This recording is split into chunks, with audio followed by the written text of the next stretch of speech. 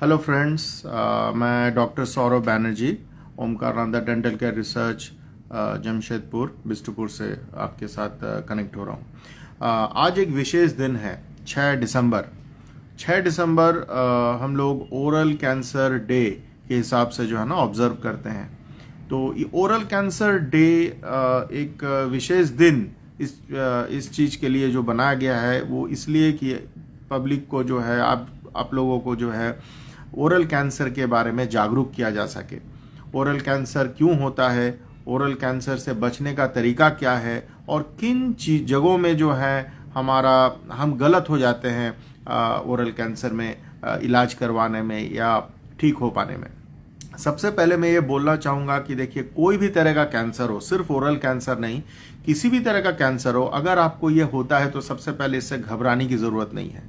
आज के समय में बहुत ज़्यादा तादाद में लोग बहुत ज़्यादा स्वस्थ हो जा रहे हैं इलाज करवा के, लेकिन सबसे ज़रूरी चीज़ जो है यहाँ पर आपको टाइम पे इलाज कराना होगा।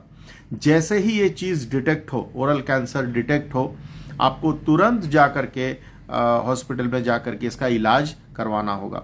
लोग क्या करते हैं, घरेलू नुस्खे अपनाना शुरू कर देते हैं, समय को इसी तरह से वो खराब करते रहते हैं। तो समय खराब होने से कैंसर फैल जाता है, फिर इलाज मुश्किल हो जाती है, महंगी हो जाती है और आपके शरीर में भी डिफॉर्मिटी बढ़ जाता है।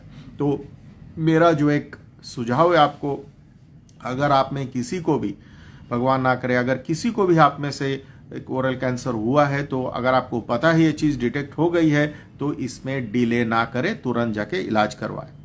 ठीक है, अभी हम लोग जानेंगे कि ओरल कैंसर क्यों होता है, इसके रिस्क फैक्टर्स क्या हैं। रिस्क फैक्टर मतलब कि जैसे एक रिस्क फैक्टर है कि अगर आप सड़क में चल रहे हैं, अगर आप हेलमेट नहीं पहने हैं, अगर दुर्घटना होता है तो सर में चोट लग सकती है। तो हेलमेट नहीं पहनने से सर में चोट लग सकती है, तो इसको हम लोग रिस्क फैक्टर बोलते हैं। तो हेलमेट नहीं पहनना एक रिस्क फैक्टर है। उसी तरह ओरल कैंसर का भी कई सारा रिस्क फैक्टर है, ये हमें समझने की जरूरत है। सबसे इंपॉर्टेंट रिस्क फैक्टर जो है, सबसे बड़ा रिस्क फैक्टर जो है वो है तंबाकू का सेवन। किसी भी तरह का तंबाकू का अगर आप सेवन करते हैं, उसको आज ही तुरंत आप उसको बंद कर दें। ये एक बहुत बड़ा रिस्क फैक्टर है। इसका मतलब ये है कि जितने लोगों को ओरल कैंसर हो रहा है उसमें एक बड़ी तादाद ऐसा है जो किसी ना किसी तरह का जो है तंबाकू का सेवन करते थे। वो गुटखा हो, पान मसाला हो, पान में सुपारी और जर्दा हो, या खैनी हो, या गुड़ाकू हो। तो इस बहुत तरह का अलग अलग प्रांतों में अलग अलग तरह से तंबाकू का सेवन होता है। तो ये सब जो है तंबाकू का सेवन, किसी भी तरह का तंबाकू का सेवन से एक बड़ा रिस्क फैक्टर है ओरल कैंसर में।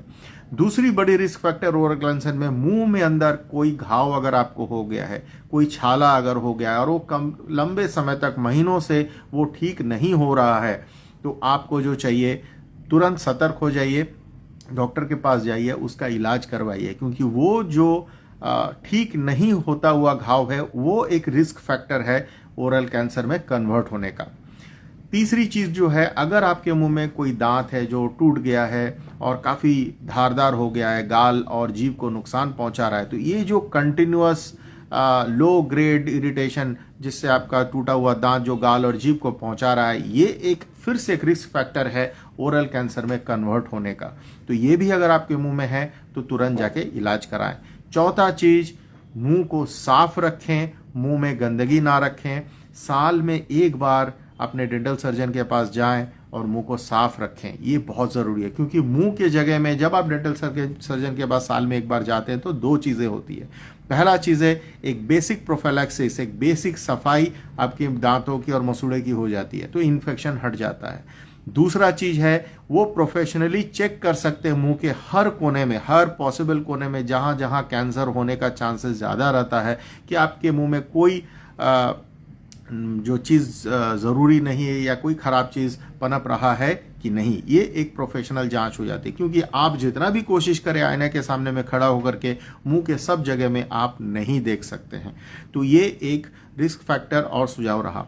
दूसरी बड़ी चीज़, जैसा मैंने पहले ही कहा कि जैसे आपके मुंह में कोई भी ऐसा चीज़ डिटेक्ट होता है, वो जीभ में हो, मसूड़े में हो, गाल में हो, तुरंत आप जा कर के हायर सेंटर जाइए और इसका इलाज करवाइए, इसको टालम टोल ना कीजिए। और मैं आपको ये भी बता रहा हूँ, कैंसर का कोई घरेलू नुस्खा भी नहीं है, और कैंसर एक बार अगर हो जाए तो वो किसी दवा से वैसे खा करके, वो जड़ी बूटी से वो ठीक नहीं हो सकता है। उसको प्रॉपर इलाज की बहुत ज़्यादा ज़रूरत है। काफ़ी सारे लोग जो हैं इस प्रोसेस में बीमारी बढ़ जाती है, तकलीफ भी बढ़ जाती है, मॉर्बिडिटी भी बढ़ जाती है, और कई बार काफ़ी दुखद समाचार भी हमें मिलते हैं। ये सिर्फ इसलिए होता है कि आप डिले करते हैं, तो आप बिल्कुल डिले ना करें, तुरंत जाएं, इलाज कराएं।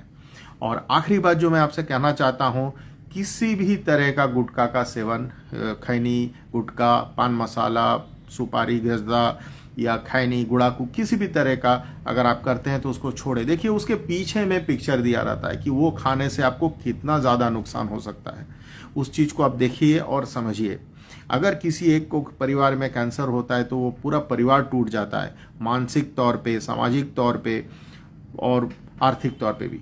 तो ये सब चीज़ों को समझते हुए ये अवेयरनेस डे हम लोग मनाते हैं, ये जागरूकता आप में हम लोग पैदा करने की कोशिश करते हैं। आप भी जागरूक होइए, अपने दोस्तों को जागरूक कीजिए, अपने परिवारजनों को जागरूक कीजिए। स्वस्थ रहिए, खुश रहिए। धन्यवाद।